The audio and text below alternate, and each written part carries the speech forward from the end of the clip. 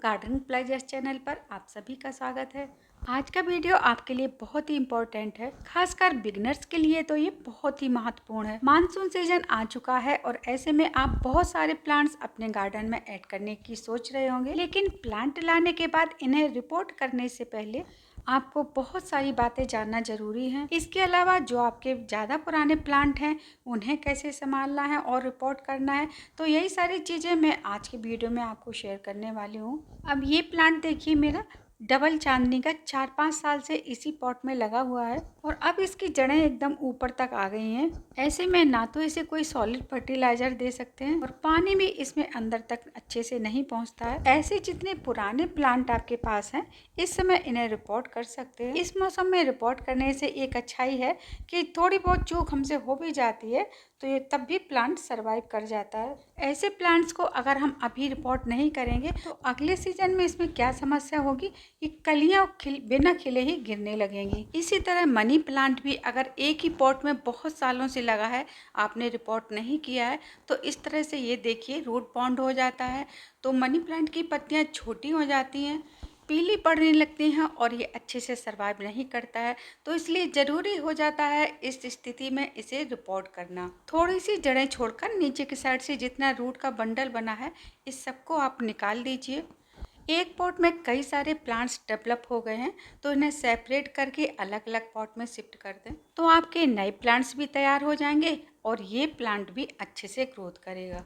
अब बात कर लेते हैं उन प्लांट्स की जो आप अभी नर्सरी से लेकर आए हैं। इनकी रिपोर्टिंग में कौन सी सावधानियां रखनी है और क्या काम करने हैं। सबसे पहला काम है, आप वो सारी चीजें कलेक्ट करके रखिए जिनकी रिपोर्टिंग के समय आपको जरूरत पड़ेगी। नीम ऑयल या कोई भी इंसेक्टिसाइड जो भी आपको आसानी से मिल सके, आधा लीटर पानी में 3-4 ड्रॉप डालकर पूरे प्लांट पर स्प्रे कर दें ताकि हमारे गार्डन के सारे प्लांट सुरक्षित रहें। वरना अगर ये प्लांट इन्फेक्टेड हुआ तो हमारे गार्डन के दूसरे प्लांट भी खराब हो सकते हैं। इंसेक्टिसाइड का प्रयोग तो आपको रिपोर्टिंग से पहले करना है और ये है साफ फंगीसाइड। इसे हम रिपोर्टिंग के समय यूज करेंगे। कुछ ईंट के छोटे छोटे टुकड़े या फिर मिट्टी के गमलों के टूटे हुए टुकड़े या दिए, रेत, वर्मी कंपोस्ट, कोकोपीट और सादा मिट्टी, तो ये सारी बेसिक चीजें हैं जिनकी रिपोर्टिंग में जरूरत पड़ती है। इन्हें आप पहले से ही इकट्ठा करके रख लें। और अगला स्टेप है, अगर आप प्लास्टिक के गमले यूज कर रहे हैं तो इनमें जितने भी होल पॉइंट हैं इन सबको आप खोल दीजिए। कोई भी पेंचकस वगैरह आप गैस पर गर्म करिए और इस तरह से जहाँ जहाँ आपको ये होल पॉइंट दिख रहे हैं इन सबको ऐसे घुमाते हुए खोल दें, क्योंकि ड्रेनेज होल अच्छा होगा तो प्लांट खराब होने की संभावना बहुत कम हो जाती है। होल बनाने के बाद अब अगला पॉइंट आता है पॉट अरेंज करने का। जो सामान हमने कलेक्ट किया है उसको पॉट में कैसे लगाएंगे। पॉट की तली में सबसे पहले ईंट के टुकड़े बिछाएंगे। उसके बाद अगर आपके पास नारियल के फाइबर या सूखी हुई पत्तियां हैं उनको डाल दें और अब हम डालेंगे इसके ऊपर रेत, बालू या मोरम जो भी आसानी से मिल जाए वो आप यूज कर सकते हैं। और अगर आप पुराने गमले यूज कर रहे हैं तो उसके लिए आपको एक काम और करना है, तली में फंगीसाइड डालकर चारों तरफ से इस तरह से घुमा दें।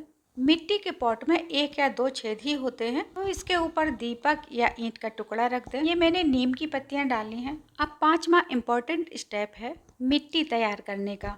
वर्मी कंपोस्ट, कोकोपीट, रेत और सादा मिट्टी, ये 4 चीजें हमने ली थी। यहाँ पर आपको एक बात का विशेष ध्यान रखना है, जो प्लांट सक्युलेंट कैटेगरी में आते हैं, जेट प्लांट, कृष्ण कमल, एडेनियम, जिन प्लांट की पत्तियां मोटी गूदेदार होती हैं, ऐसे प्लांट्स की मिट्टी में हमें कोकोपीट ऐड नहीं करना है, क्योंकि कोकोपीट मॉइस्चर ज़्यादा होल्ड करके रखता है और सक्युलेंट ज़्यादा नमी से खराब हो जाते हैं। तो ऐसे प्लांट्स में हम कोकोपीट की जगह रेत की मात्रा को बढ़ा देंगे।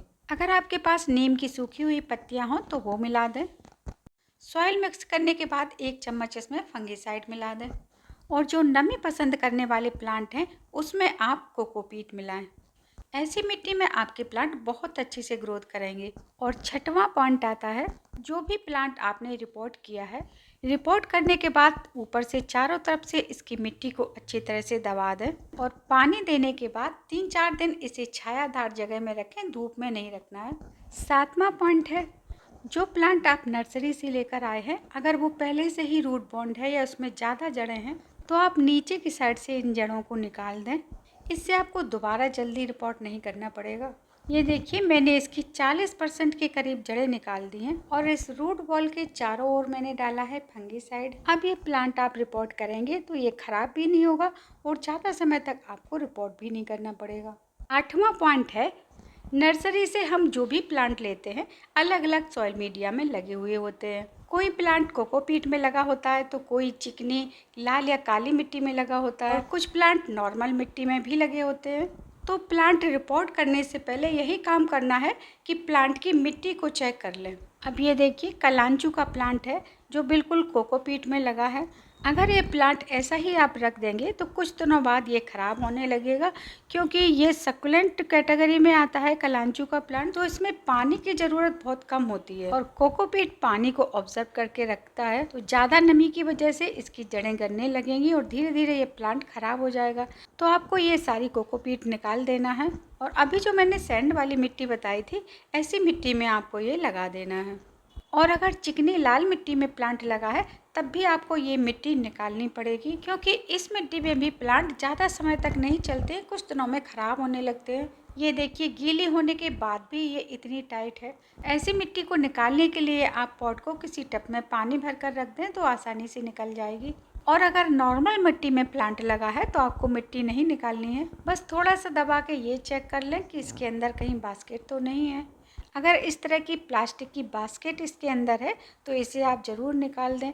ये देखिए बहुत टाइट है, इसे भी निकालने के लिए पानी में डाल देते हैं इसको।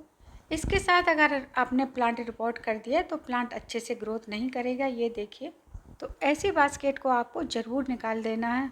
और 10वां पॉइंट है, अगर आप पुराने गमलों की मिट्टी यूज कर रहे हैं तो आपको खुली हवा और धूप में 2-3 दिन के लिए इस मिट्टी को फैला देना है, ताकि इसमें जो भी हार्मफुल बैक्टीरिया होंगे वो ख़त्म हो जाएंगे। सूखने के बाद मिट्टी की साफ़ सफाई कर लें, जड़ें वगैरह जो पुरानी हैं उनको निकाल दें। और अब इसमें गोबर की खाद या वर्मी कंपोस्ट, नीम खली मिलाकर जब आप इसे यूज करेंगे तो ये फिर से पावरफुल बन जाएगी।